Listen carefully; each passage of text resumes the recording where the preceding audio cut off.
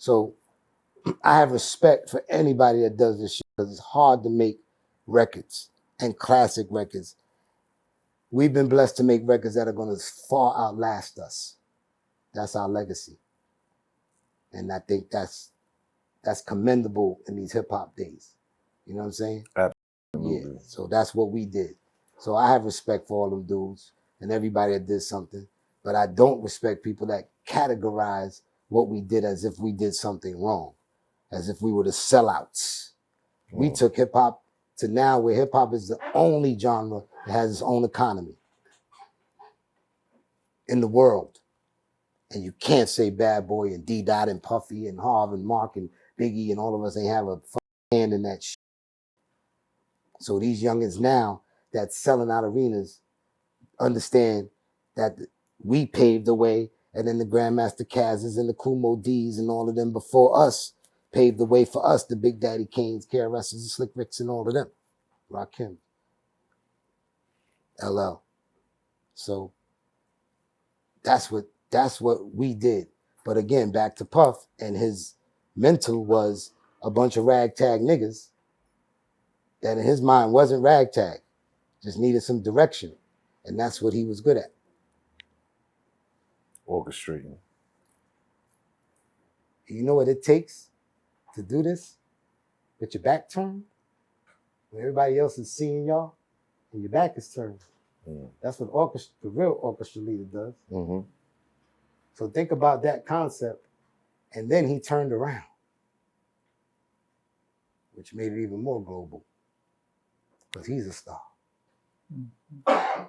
Was a book, my nigga. It's crazy, man. And yeah, that's the name of my book. I was there. Is there a reason you stood out the limelight though? Like yeah. And all that? Yeah. I got married in 98. Oh, yeah. I've been married 25 years. That's a good reason to stay out. Clap to that. But that wasn't the You reason. don't need those problems. That wasn't the reason I stayed out. The main reason I stayed out is because of my experiences. I seen what certain people had to sacrifice to get what they wanted. Right. And I wasn't willing to do that. Right. Family, friends, women, kids, time. I just saw a Busta Rhymes story that he said he recently cried because he missed his son's high school graduation. I ain't miss a Girl Scout meeting, nigga. I ain't miss a Daisy meeting. High school, I ain't missing shit of this business. But them niggas who are who they are, they had to make those hard choices. So I respect Busta because that was a hard choice to make. I respect the Jays and the Puffs and the Jermaines and the Dr. Dre's and all of these, babies and all these executives that y'all look from the outside like it's just all about money. No, they have to make critical and executive decisions all of the time. And it doesn't always agree with public opinion. So I respected that and said, I don't even want to have to make those decisions. So I just choose not to, which means I'm not going to have what y'all have and I sleep like a baby. Because I made enough for my kids to have enough and hopefully their kids have enough. Obviously, I got more work to do, like we all do. But the sacrifices that these dudes had to make, I commend. Because that's conscious choices and to have the thick enough skin to get through it. Because not everybody got through it. Some people made choices to be dickheads and steal and rob and whatever they got to do, and they didn't make it out of that matrix. Some niggas did, and I commend them because it's hard. Now I don't look down on nobody that had to do what they got to do to get to where they at. That's you got to deal with your karma for that. I just wasn't willing to do certain things. Take niggas' money, rob them for this, take that. For what? Can't take it with me. And I just don't like looking over my shoulder. Oh, wow. I showed up here, Dolo.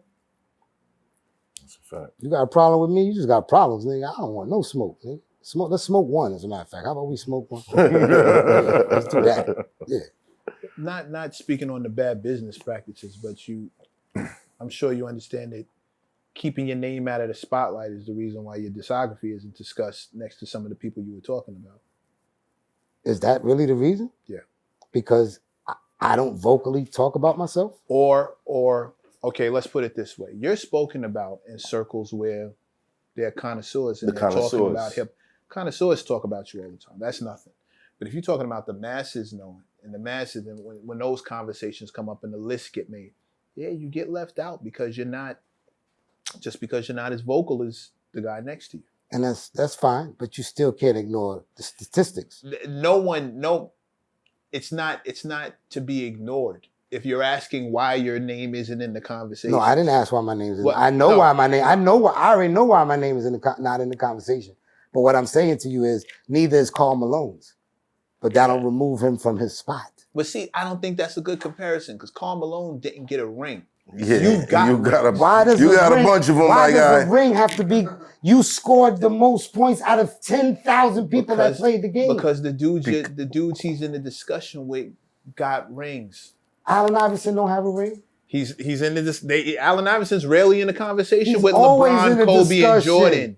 LeBron, Huh? Kobe, and Jordan. He's not in those conversations. There's only 3 people we talking about. LeBron, Kobe, and Jordan are the main. So when y'all motherfuckers. talk about great players, that's only 3 people they talk we about. start talking about No, great. of course. Who else do they talk Of about? course. No, but Do when they you talk about anybody that don't have- when Huh? you talk about GOATs, which is Right. what we're discussing only those guys get mentioned.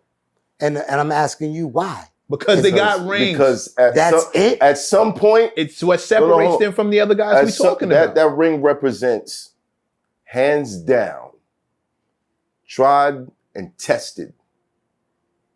We are the best. When it came down to it, you couldn't beat You got me rings. for this. my man. You got rings.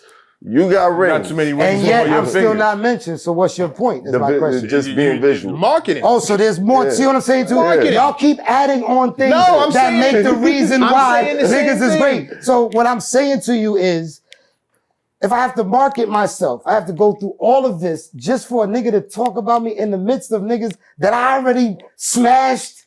Okay. What I'm saying to you, let's name some producers. Y'all name them, and then put. You know my discography? Dr. Dre.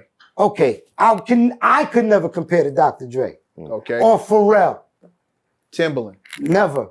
Okay. But what about them other ones?